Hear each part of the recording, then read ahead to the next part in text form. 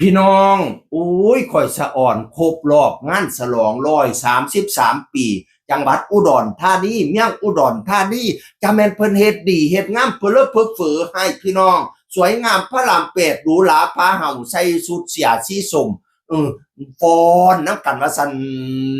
สมเบิดทั่วเมียงอุดรตัวคือจังสีดอกจานนี่พี่น้องอุ้ยมางามคักงามแน่แท้เริ่มตั้งแต่วันที่17นี่เขาเจ้ามีขบวนแห่ชาตาบุตรของสมเด็จพระน้องยาเธอกรมหลวง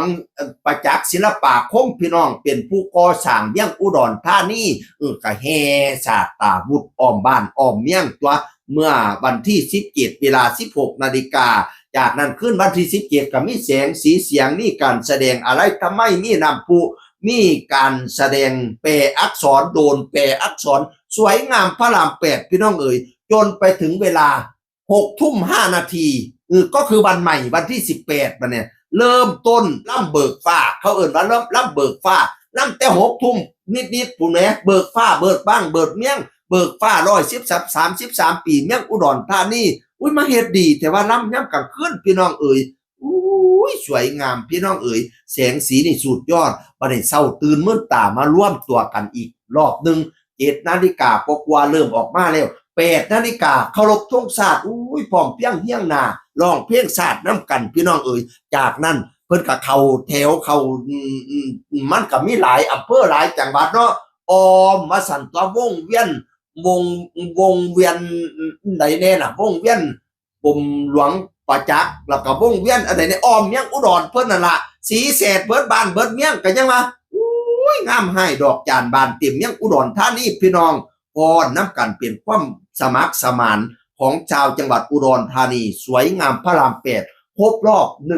133 ปีจังหวัดอุดรธานีความจริงแล้วจังหวัดอุดรนี่แต่ก่อนนี่เป็นแค่หมู่บ้านเล็กๆนะเอิ้นว่าบ้านบักแข้งบ้านเตี้ยบักแข้งพี่น้องเอ๋ยเมี่ยงแท้ๆน่ะแต่ก่อนมันอยู่เมี่ยงหนองคายดิเขตเนี่ยเอิ้นว่ามณฑลเล่าพ้วนมีศูนย์กลางอยู่ที่เมืองหนองคายมีข้าหลวงก็คือข้าหลวงต่างพระเนตรพระกันก็คือสมเด็จพระน้องยาเธอกรมตอนตะกี้เป็นหมื่นก็ดิกรมหมื่นประจักษ์ศิลปาคมซุมื้อนี้เป็นกรมหลวงประจักษ์ศิลปาคมพี่น้องเอ๋ยเพิ่นก็มีศูนย์อยู่หนองคายนั่นล่ะพอดีพศ2336ฝรั่งมายึดเอาประเทศลาวฝั่งซ้ายแม่น้ำโขงยึดเอาประเทศลาวฝรั่งน่ะบัดนี้ก็เขียนขอตกลงสัญญาว่ากองทัพไทยน่ะทหารต้องห่างจากชายแดนอย่างต่ำ25 กิโล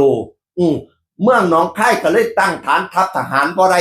กรมหลวงประจักษ์ก็เลยย้ายมาอยู่เมียงบ้านบักแข้งจังหวัดอุดรเนี่ยนะ